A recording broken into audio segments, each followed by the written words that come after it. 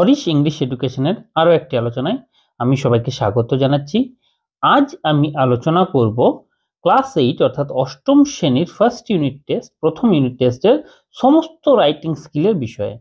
তোমরা জানো, যারা 8-এ পড়ছো তারা দেখেছো, ক্লাস 8-এর রাইটিং স্কিল যেটা ফার্স্ট ইউনিট টেস্টের জন্য আছে সেটা অনেকগুলো টপিকের উপর আছে এবং বেশিরভাগটাই আছে ব্যক্তিগত অভিজ্ঞতাকে কেন্দ্র করে, অর্থাৎ সাবজেক্টিভ রাইটিং। ফলে যদি তোমরা সবাই একই রকম রাইটিং লেখো, কোনো হয়তো শিক্ষকের কাছে টিউশন গিয়ে, সেক্ষেত্রে কি হবে, সকলের অভিজ্ঞতা তো একই রকম হতে পারে না। কিন্তু আমি যে রাইটিং স্কিলটা তোমাদেরকে এখানে দিয়েছি, উত্তরটা লিখেছি, সেগুলো তোমরা যদি লিখতে পারো, সবাই নিশ্চয়ই একই স্কুলে সবাই এটা লিখবে না, তাহলে কি হবে, শিক্ষক মশাইয়ের কাছে একটা নতুন অভিজ্ঞতা হবে এবং তোমরা শিক্ষক মশাইয়ের কাছ থেকে ফুল মার্কস তো পাবেই, প্লাস শিক্ষক মশাইও তোমাদের দ্বারা প্রভাবিত হবেন এরকম একটা রাইটিং স্কিলের উত্তর দেওয়ার জন্য। তাই আজকের এই সমস্ত যেগুলো আছে সেগুলোকে তোমরা খুব ভালো করে দেখে যাও, তোমাদের এগুলোর মধ্যেই আসবে এবং এগুলো যদি ঠিকঠাকভাবে লিখতে পারো ফুল মার্কস তো নিশ্চিত হবেই, শিক্ষক মশাইয়ের মনেও তোমরা দাগ কাটতে পারবে। তাহলে আর কথা না বাড়িয়ে আজকের আলোচনাটা শুরু করছি। প্রথমে যে টপিকটা আলোচনা করব সেটা তোমাদের পাঠ্য বইয়ের 5 নম্বর পৃষ্ঠায় আছে, বিভূতিভূষণ বন্দ্যোপাধ্যায়ের জীবনী। এই জীবনীর যে পয়েন্টটা সেটা তোমরা পাঠ্য বইয়ে দেখে নেবে, আমিও এখানে দিয়েছি, সেখান থেকে তোমরা দেখে নিতে পারো। এবারে এটার উত্তর যেভাবে লিখতে হবে তোমাদেরকে আমি সেই বিষয়টা আলোচনা করে দিচ্ছি। এটাতে অনেক নতুন নতুন ওয়ার্ড আমি দিয়েছি, তাই তোমরা অবশ্যই ভালো করে বুঝে নিও। প্যারাগ্রাফটার হেডিং দিতে হবে বিভূতিভূষণ বন্দ্যোপাধ্যায়, কারণ তার জীবনী, এটা বায়োগ্রাফি।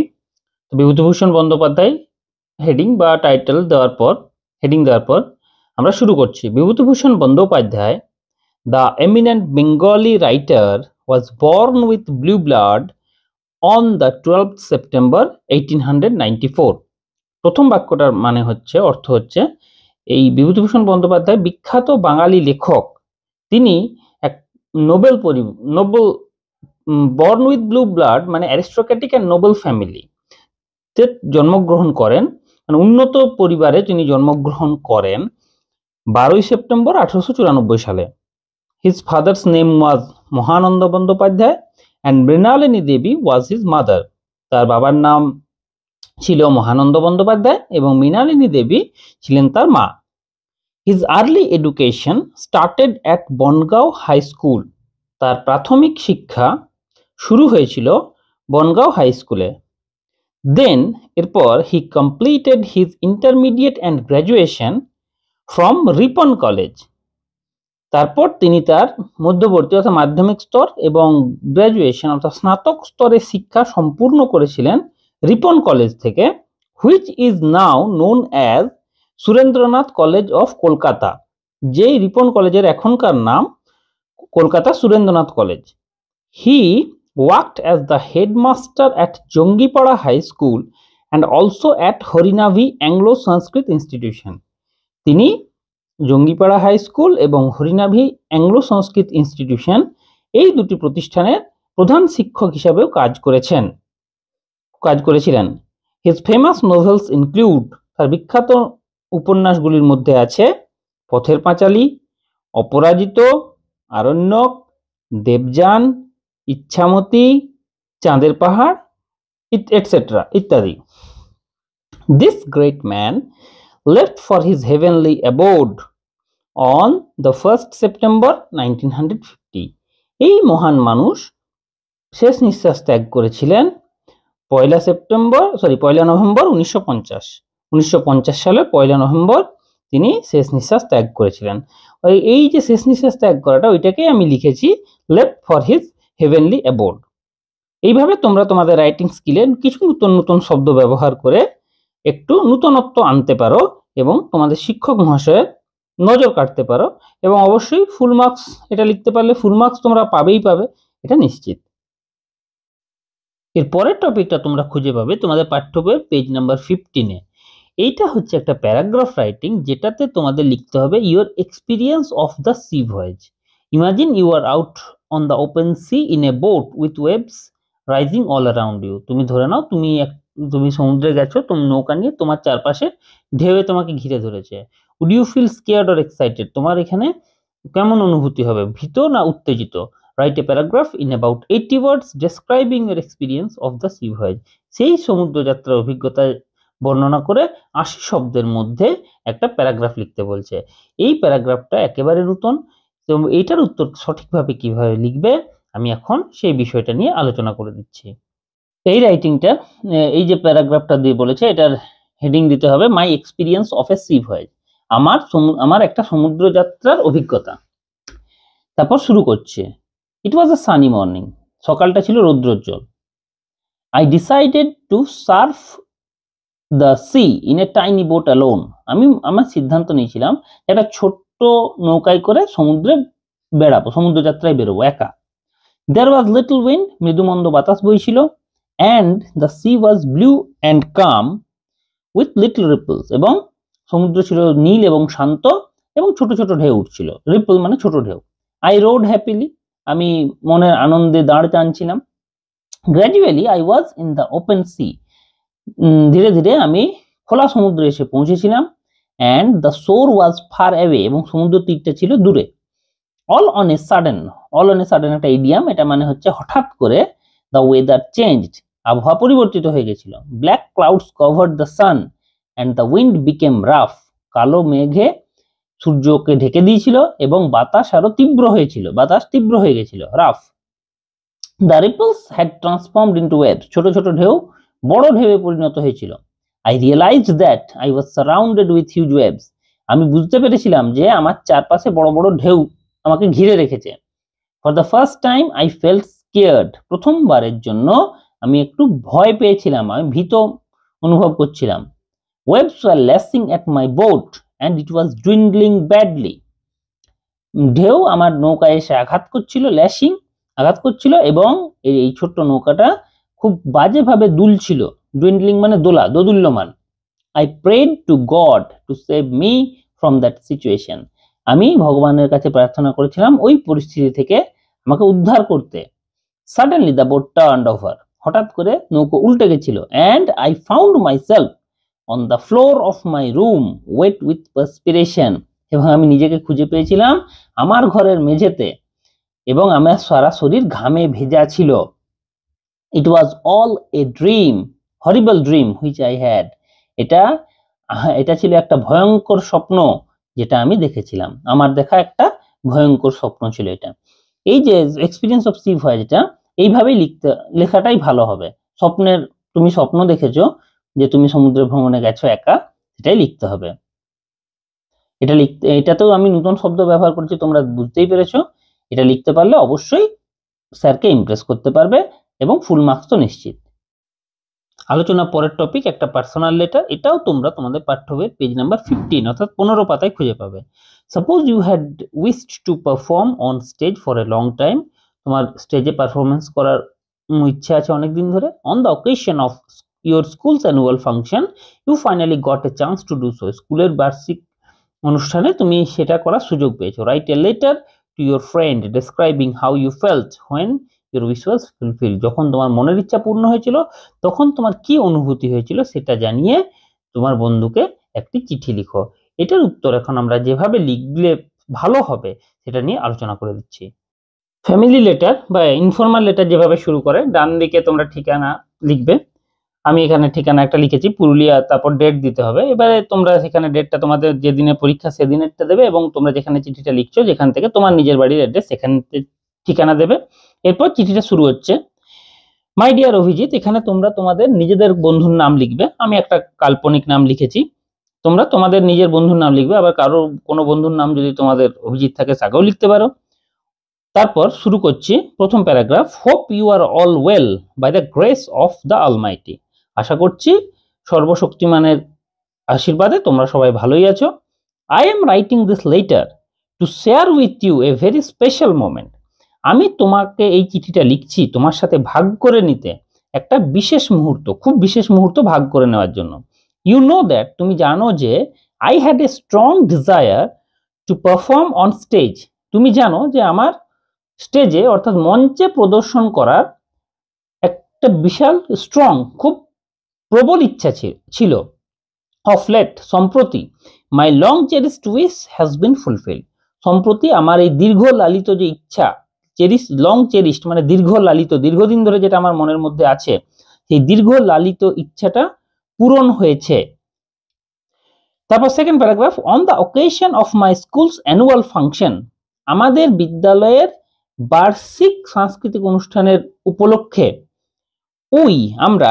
আমরা কারা, দ্য স্টুডেন্টস অফ ক্লাস 8, আমরা ক্লাস 8 এর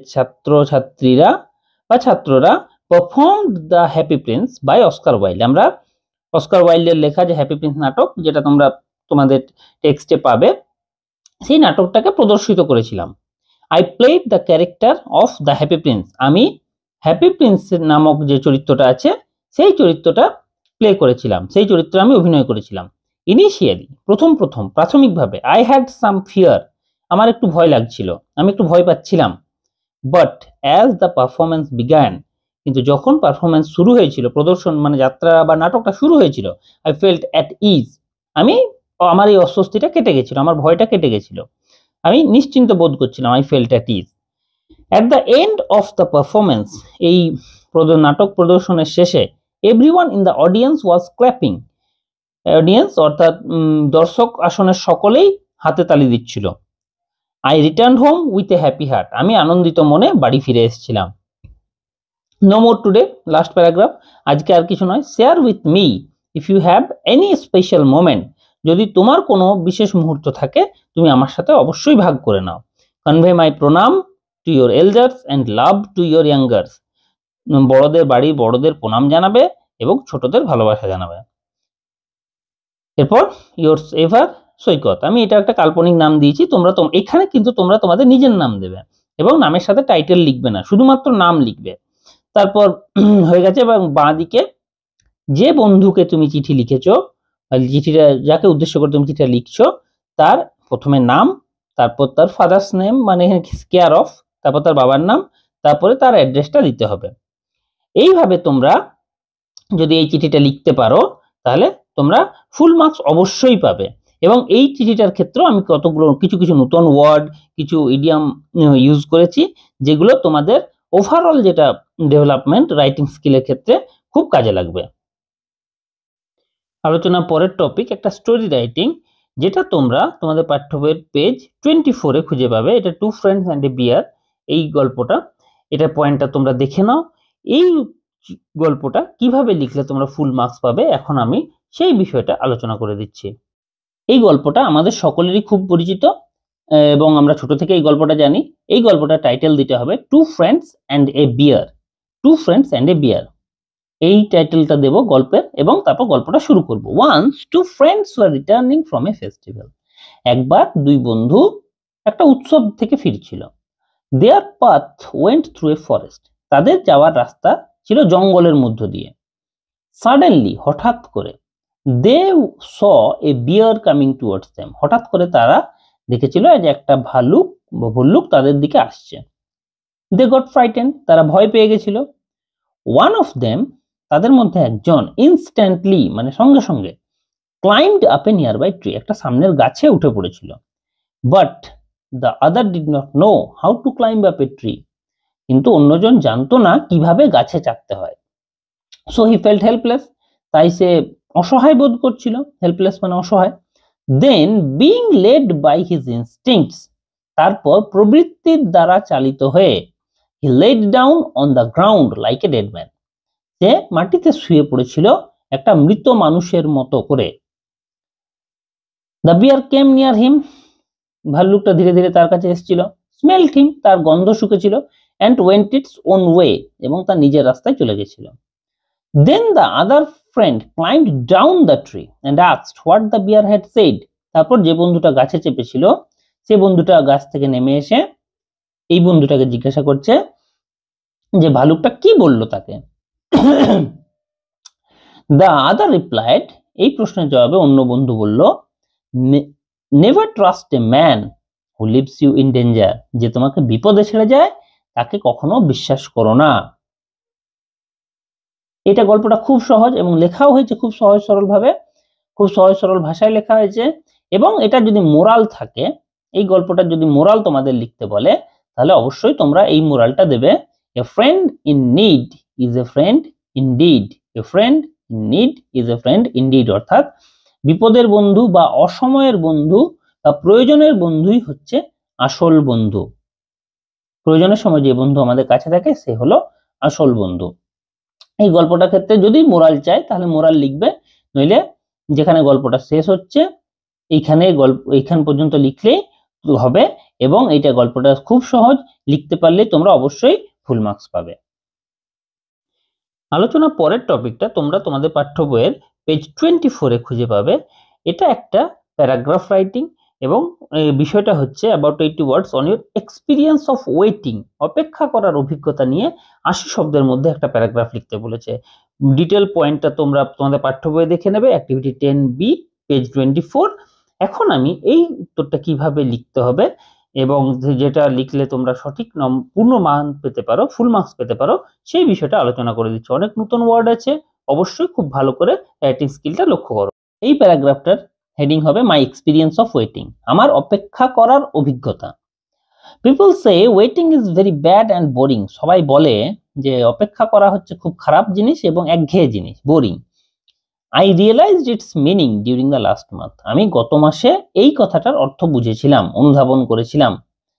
Last month I sat for the district level mathematics competition as the representative of my school, গত মাসে আমি আমার বিদ্যালয়ের প্রতিনিধি, রিপ্রেজেন্টেটিভ মানে প্রতিনিধি, বিদ্যালয়ের প্রতিনিধি হিসাবে জেলা স্তরের অঙ্কের প্রতিযোগিতায় বসেছিলাম। The examination went good, পরীক্ষা ভালোই হয়েছিল। And I answered almost all the questions, এবং আমি প্রায় সমস্ত প্রশ্নের উত্তর দিয়েছিলাম। So I expected a good result, তাই আমি একটা ভালো ফলাফলের আশা করছিলাম। Initially, প্রথম I was free, আমি মুক্ত ছিলাম। But as the day of the publication neared, কিন্তু যতই রেজাল্টের দিন কাছে আসতে লাগলো, I got tensed, আমি চিন্তিত হয়ে পড়েছিলাম। I used to read story books to reduce my tension, আমি গল্পের বই পড়তাম আমার চিন্তা কমানোর জন্য। ফাইনালি শেষমেশ the day came and I ranked among the top 10, শেষমেশ রেজাল্টের দিন এসেছিল এবং আমি প্রথম 10 জনের মধ্যে জায়গা পেয়েছিলাম। I was happy to the brim, আমি খুব আনন্দিত হয়েছিলাম। হ্যাপি টু দ্য ব্রিম মানে খুব আনন্দিত হওয়া। এটা লিখতে পারলেই তোমাদের এই যে প্যারাগ্রাফটা আছে মাই এক্সপিরিয়েন্স অফ ওয়েটিং, এটা সম্পূর্ণ হবে। এবং তোমরা যদি এটা এইভাবে লিখতে পারো, শিক্ষক মশাই অবশ্যই তোমাদের ফুল মার্কস দেবেন।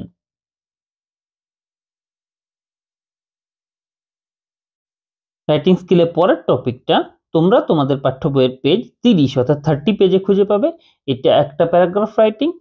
এটা হচ্ছে right a paragraph about 80 words on the changes that you see in nature when spring comes after winter, অর্থাৎ শীতের পর বসন্ত এলে প্রকৃতিতে কি কি পরিবর্তন লক্ষ্য করো সেই বিষয় নিয়ে 80 শব্দের মধ্যে একটা প্যারাগ্রাফ বা অনুচ্ছেদ লিখতে বলা হয়েছে।